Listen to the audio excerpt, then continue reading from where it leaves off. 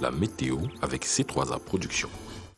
Bonjour mesdames et messieurs et doux réveil matinal, c'est une matinée fraîche qui verra la région du Grand Nord se lever. Les températures certes resteront contrastées ce matin jusqu'en après-midi, situation semblable sur l'ensemble du territoire. La maximale par contre sera de 39 degrés attendue dans la région du Nord. Oui, il fera chaud durant toute cette matinée jusqu'en après-midi. La région de l'Est par contre, les températures seront en moyenne de 32 degrés. Dans la région du Sud-Ouest, nous aurons 33-35 degrés et dans la région du Centre également, les températures seront contrastées entre 30 et 30. Mesdames et messieurs, nous sommes dans la Damawa pour ce matin avec un ciel couvert, certes, mais derrière ces nuages se cachent de beaux rayons de soleil pour des températures qui grimperont cet après-midi. Passons à présent dans la région de l'Ouest, le ciel sera également couvert, mais ne vous y trompez pas, il fera chaud cette matinée jusqu'en après-midi. Les températures vont même légèrement grimper, terminant en beauté dans la région du Nord-Ouest. Le ciel sera certes couvert ce matin, mais cet après-midi, dégagé dans l'ensemble et les températures contrastées comprises entre 22 et 32 degrés. C'est tout pour ce bulletin météo, mesdames et messieurs, par ce temps de chaleur. Pourquoi pas visiter la magnifique vallée de Bana dans la région de l'Ouest. Je vous souhaite une excellente journée.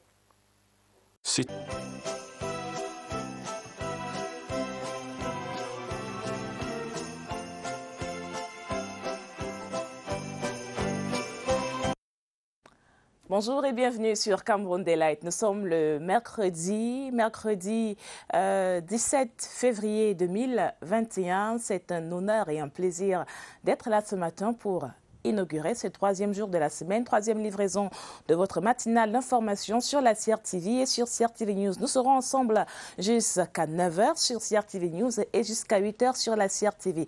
In between, we'll have, our regular slot. So we'll have tabloid in a few minutes with Yves Somuso, and just after him, we will talk economy in this edition of Cameroun Delight. You know, at 7 a.m. We take a look, we make a stop at the Central Newsroom for the 7 a.m. newscast. And at 7h20 exactement, nous aurons Politics de Séverin Legambele.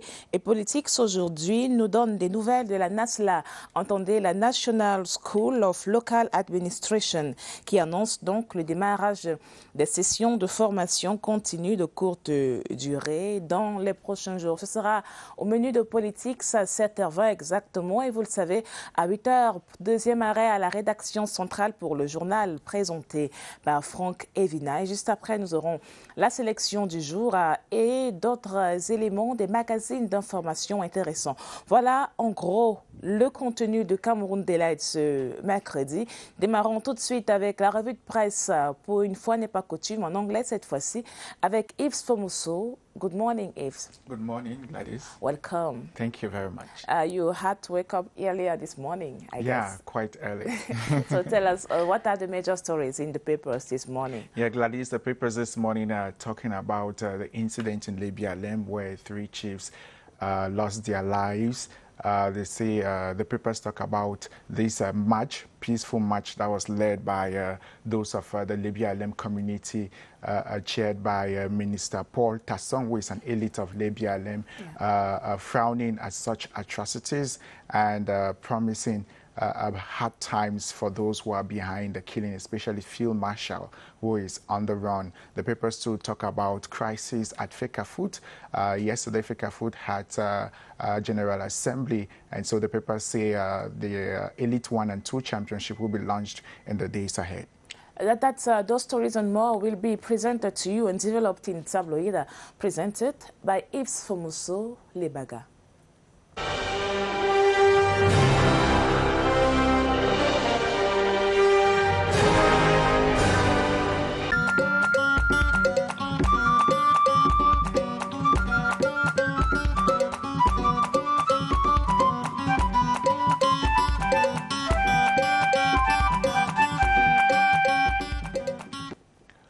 Glad to have you on Tabloid and CRTV's network.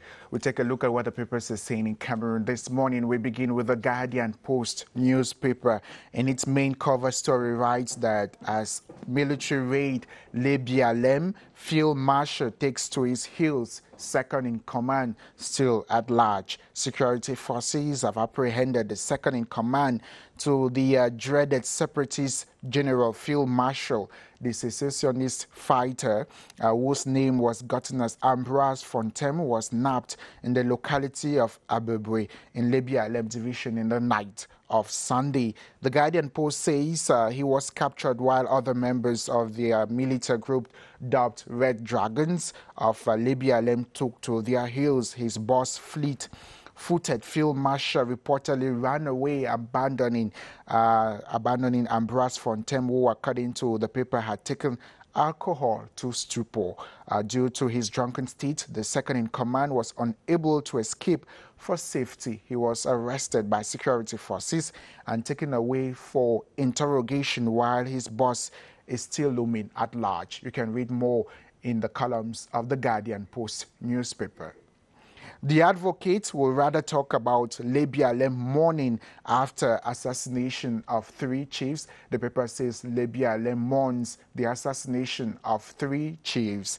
The Lebia Alem community resident in Yaoundé staged a peaceful march at the National Museum to protest against separatist atrocities back home. The protest was organized by Minister Paul Tassong of Lebia Alem and comes just days after 3 traditional chiefs in Lebia Alem were pulled out of their houses in Lebia Alem and reportedly killed by separatist fighters. He equally called on the entire community to remain vigilant and to report any or to remain vigilant and join forces with defense and security forces to fish out the culprits. In a related story, the Chronicle Times says for orchestrating killing of Lebia Alem chiefs, population curses Chris Anu and Field Marshal. The Chronicle Times adds that fugitive Chris Anu, who resides out of the country, trembles as Minister Paul Tassong sends grim message while confused terrorist Lekiaka Oliver is on the run as military closes in. It's a story you want to read more in today's edition of the Chronicle Times. Northwest, Southwest, atrocious acts of brutality. Order of the day, the Sun newspaper highlights recent barbaric acts in Cameroon's restive northwest and southwest regions of Cameroon. The paper talks about, talks about the killing of 3 chiefs in Lebia Alem and the torturing of a civilian by military men in Du, precisely in the northwest region of the country. You can read further on page 6 of the Sun newspaper. The Eden talks of human rights violations in the northwest and southwest regions of the country. The paper quotes the press release issued by a spokesperson of the defense forces in Cameroon, which says at least 8 members of Cameroon's defense and security forces have been arrested and detained for torturing a civilian in Du, a locality in the restive northwest region of the country. There has been outrage after an amateur video made rounds of social media platforms showing military men interrogating the civilian before torturing him. In a statement released by the spokesman of Cameroon's Ministry of Defense, Tong Fangemo, the man being tortured in the video is called Zhang Fai Fungong and was suspected of being a criminal relay and local terrorist. We talk something else this time around. The Herald Tribune flashbacks to the story of the chairman of the Social Democratic Front, John Funde, who announced he will be stepping down as chairman of the SDF after over 30 years as national chairman. You know, he made the announcement during a press conference at his residence here in Yaoundé. Speaking to pressmen and women, Nee John Funde said he's going to step aside to give way to fresh blood after over 30 years as chairman. Born in July 7, 1941, John Funde braved the odds to launch the SDF on May 26, 1990 in Bamenda Northwest region. The birth of the party reintroduced multi-partism in Cameroon. He ran as candidate in the presidential race of 1992, 2004 and 2011.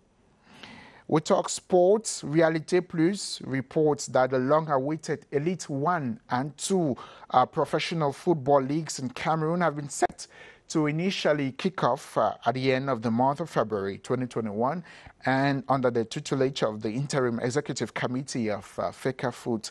According to the calendar of activities, the Division 2 Football Championship, fondly called Elite 2, starts on Saturday, February 27, 2021, while Elite 1 kicks off a day later, that's Sunday, February 28, 2021. On a similar dimension, the Provisional Bureau at Fecafoot, led by Senator Albert Mbida and his vice, Prince Ndoki Mokete, alongside 5 other executive members, organized a separate but similar meetings yesterday, Tuesday, February 16, 2021.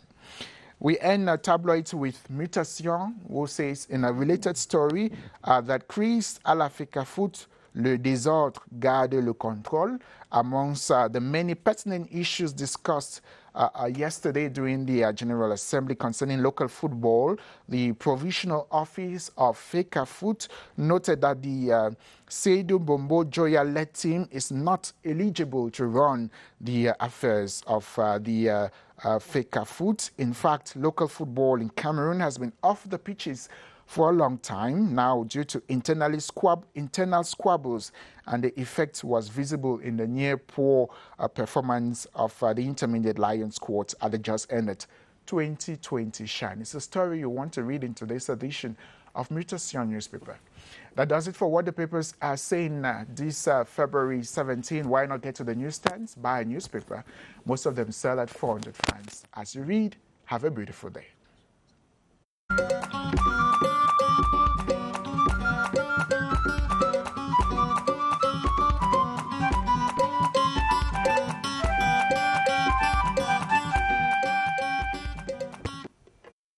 Entretien très enrichissant de Sévéra Legambélé avec le directeur général de la National School of Local Administration, la NASLA, qui est donc basée à Buea et qui sera l'une des institutions majeures dans le déploiement de notre processus de décentralisation et la formation des acteurs des acteurs qui porteront le transfert de compétences au Cameroun. Dans l'actualité, ce mercredi, le directeur général des impôts poursuit sa visite de travail à Douala.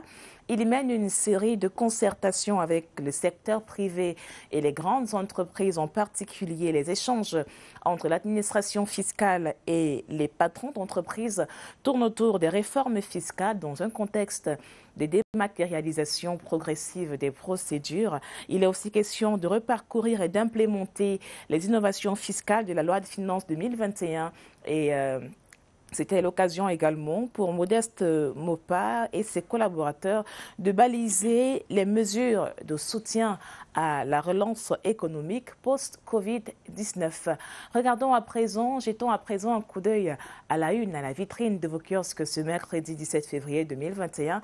Gaëlle Bono est toute de bleu vêtue ce matin pour Tabloïd. Gaëlle, bonjour. Bonjour Gladys, bonjour à tous. Bien réveillé? Tout à fait. Qu'est-ce qu'on a dans les journaux ce matin?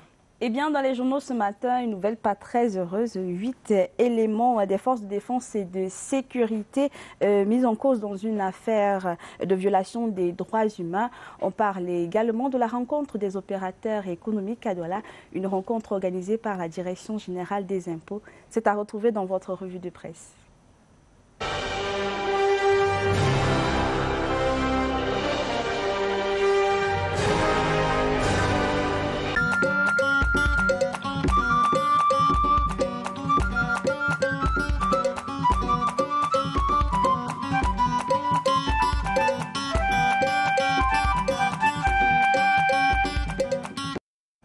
Mercredi 17 février 2021, ravi de vous retrouver pour votre revue de presse quotidienne sur CRTV et CRTV News.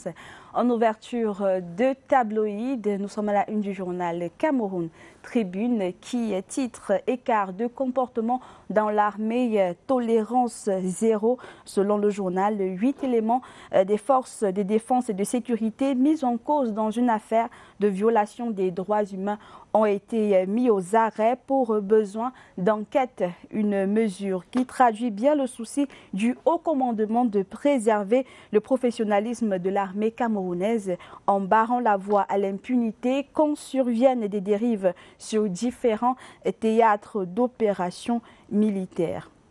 Autre actualité à la une du journal Cameroun Tribune, innovation fiscale 2021, dialogue avec le secteur privé. En effet, le directeur général des impôts a entamé hier à Douala une série de rencontres avec différentes catégories d'opérateurs économiques. Au menu des échanges, les réformes et nouveautés contenues dans la loi de finances afin d'optimiser la collecte des impôts au cours de cet exercice budgétaire. Autre actualité à la une du journal La République Presse, le Cameroun consacre 13 milliards de francs CFA pour les carburants, transport, frais de mission, réception en 2021, selon le journal La République Presse, sous le haut parrainage du président de la République du Cameroun, son Excellence Paul Biya. Les ministres en charge de la santé des pays de la zone CEMAC ont tenu une importante réunion par visioconférence le 22 janvier dernier, présidée par le ministre de la Santé Malachi Manaouda, ceci dans le but de trouver des mesures adéquates pour lutter efficacement contre la pandémie à coronavirus. À la une du journal Le Quotidien, à présent, on s'intéresse à l'actualité concernant le MinSanté et CAMNAFO qui signent une convention cadre. Selon le journal Le Quotidien, le ministre de la Santé publique, Dr Manaouda Malachi, a procédé hier, mardi 16 février 2021, dans la salle des actes de son département ministériel, à la signature d'une convention cadre entre son département ministériel et la Cameroun National Association for Family Welfare pour la mise en œuvre des services liés à la santé, de la reproduction et à la nutrition dans les 10 régions du pays. Autre actualité, nous sommes toujours à la une du journal Le Quotidien, rétrospective sur la 55e édition de la Fête nationale de la jeunesse. Bilan satisfaisant pour une édition célébrée en temps de Covid. Selon le journal Le Quotidien, la célébration de la 55e édition de la Fête nationale de la jeunesse qui s'est achevée jeudi 11 février 2021, malgré l'absence de la parade du défilé en raison de la crise sanitaire et des cas de coronavirus au Cameroun. Le gouvernement, à travers le ministre de la Jeunesse et de l'Éducation civique, a permis aux jeunes de célébrer cette fête et d'encourager les jeunes. Nous parlons santé à présent, la une du journal Éco-Santé qui s'intéresse ce jour à la santé de la reproduction et à la nutrition. Le MinSanté et la CAMNAFO s'accordent, titre le journal Éco-Santé. Le journal revient donc sur cette information. Le ministre de la Santé publique, Dr Manaouda Malachi, a présidé le 16 février dernier dans la salle des actes de son département ministériel la signature de la convention cadre entre le ministère de la Santé publique et la Cameroun National Association for Family Welfare.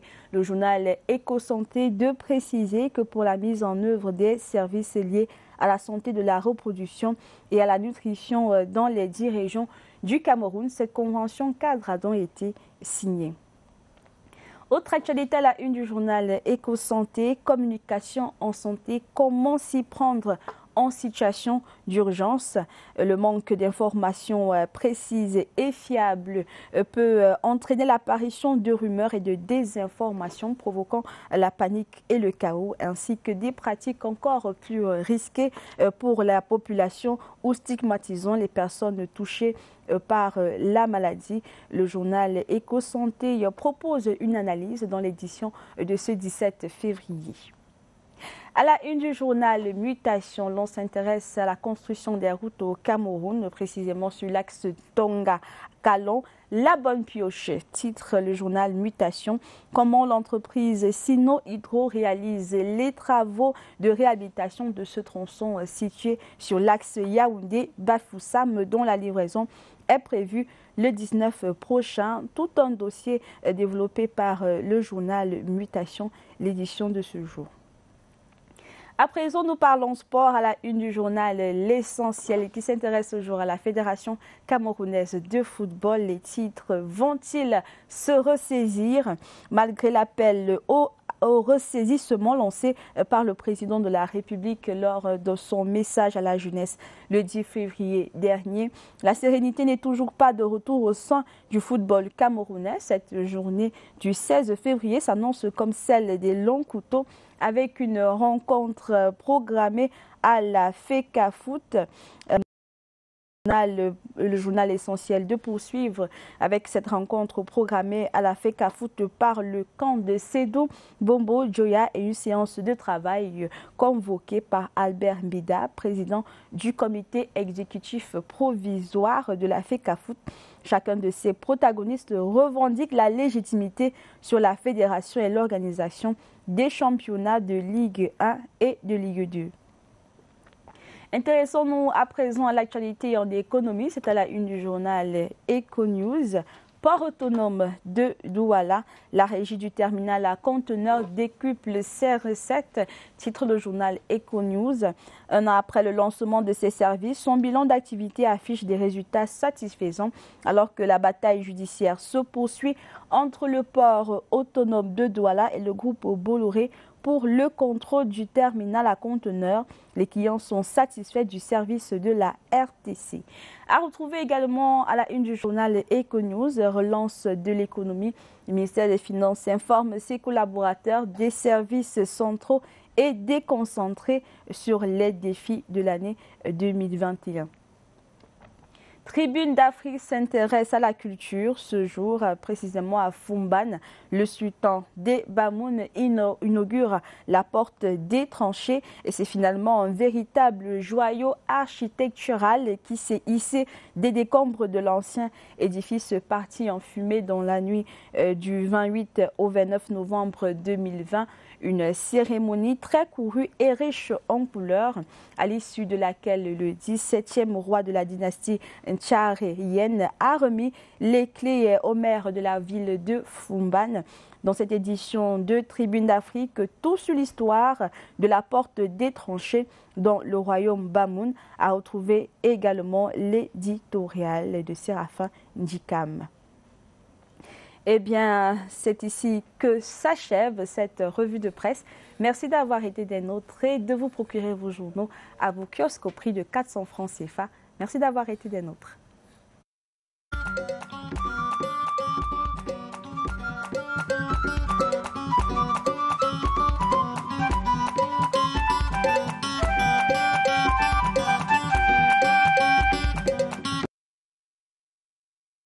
Pour cette revue de presse, elle sera là tout à l'heure à 8h20 par là, 8h15, 8h20 pour la sélection du jour. Et la sélection du jour a une forte odeur de sainteté puisqu'aujourd'hui est mercredi des cendres.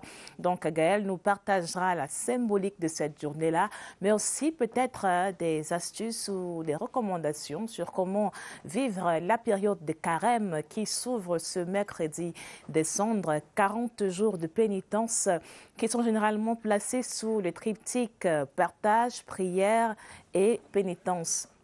Donc, un moment d'abord de se rappeler des souffrances de Christ qui, pendant ces 40 jours-là, des 40 jours passés dans le désert de Christ et qui va donc nous mener à la célébration de la Pâque dans 40 jours exactement. Donc, aujourd'hui, tout à l'heure, dans la sélection du jour, Gaël nous partagera aussi la signification du symbole des cendres, puisqu'aujourd'hui, les cendres seront apposées principalement à tous les chrétiens catholiques qui vont faire le déplacement dans leurs différentes chapelles. Et petit indice, la position sur la tête n'est pas fortuite, c'est le siège de l'intelligence et de la pensée. C'est une façon de pousser les chrétiens à choisir en toute conscience la voie de Christ et à vivre sa passion avec le Sauveur pendant les 40 jours de carême, à se remettre en question aussi, à revoir, à se reconnecter à sa foi. Donc nous en parlerons tout à l'heure dans la sélection du jour avec Gaël Obonozo. Mais d'abord, on parle environnement dans cette édition de Cameroun Daylight. C'est mercredi et aujourd'hui, notre focus environnement est servi par Caroline Ouetté. Elle va nous parler des zones humides. Caroline, bonjour. Bonjour Gladys. Bienvenue, bien réveillée. Oh, merci, je me suis bien réveillée, tout va bien. Tout va bien. Alors aujourd'hui, dans la page environnement, on reparle des zones humides dont la journée mondiale a été observée plus tôt dans ce mois de février dernier. Oui. Voilà, merci. Bonjour et bienvenue sur Focus Environnement. Focus Environnement. On va d'abord prendre une petite jinglerie avant que vous n'introduisiez le Focus Environnement. Voilà, merci. Juste après ceci, jingle du Focus Environnement. Et Caroline Ouetté vous partage les évolutions de la législation camerounaise en matière de zones humides.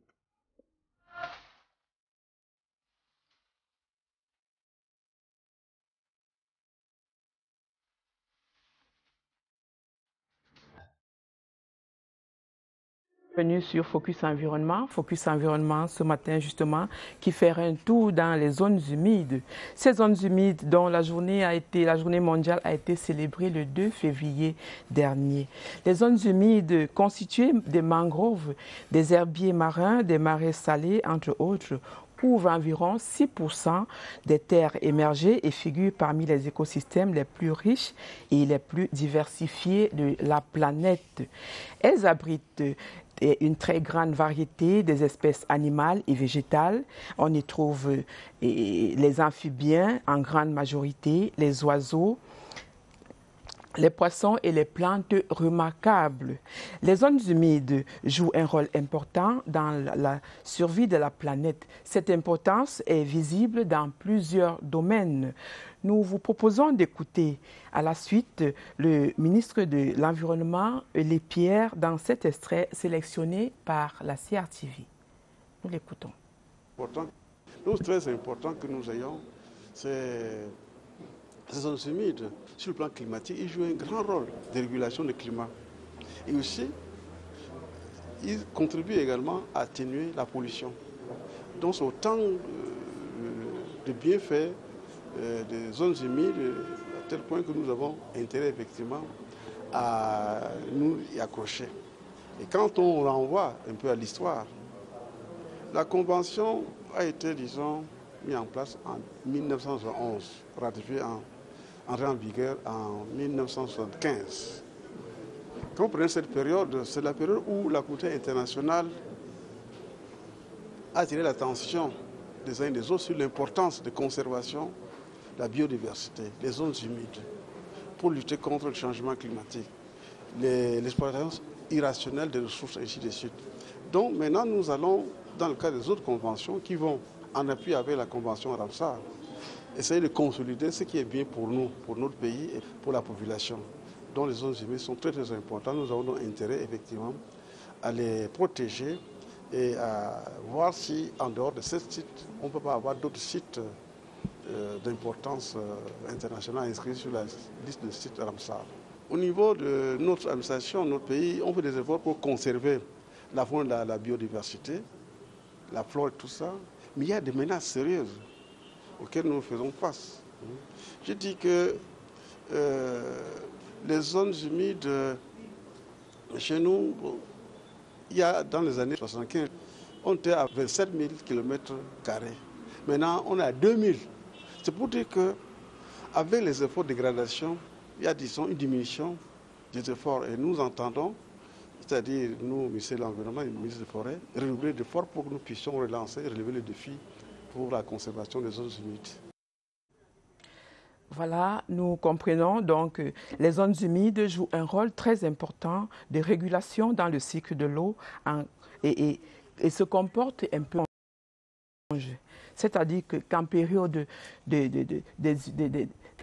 humide, les zones humides se gorgent d'eau et la restituent progressivement en temps opportun, soit par transpiration, soit par évapotranspiration ou alors par infiltration.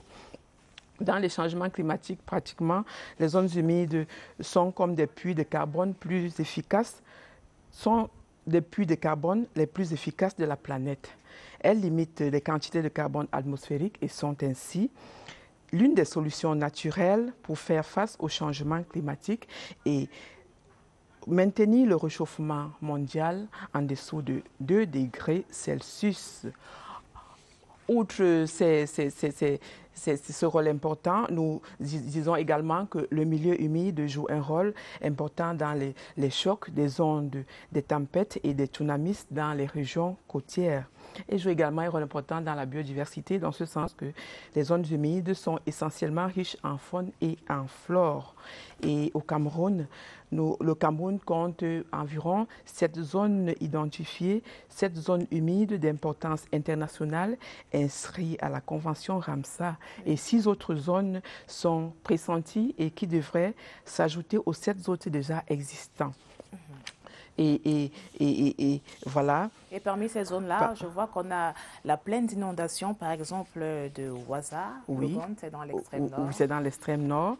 Et bien d'autres encore. Oui, on a le lac Barombi-Imbo qui est dans le sud-ouest. On a la partie camerounaise du fleuve Sanga, qui est dans l'est. On a également la partie camerounaise du lac Tchad, du côté de l'extrême nord. Oui. Et puis, on a l'estuaire du Rio del Rey, qui est dans le sud-ouest, et la partie camerounaise du fleuve Ntem au sud. Et pour finir, la zone humide d'Ebogo, dans le centre, font donc partie des zones humides internationales au Cameroun. Voilà. Merci Gladys. Caroline. Voilà. Et cependant, comme nous devons noter que ces zones humides sont menacées par des pratiques agricoles et l'urbanisation sont progressivement en voie de disparition.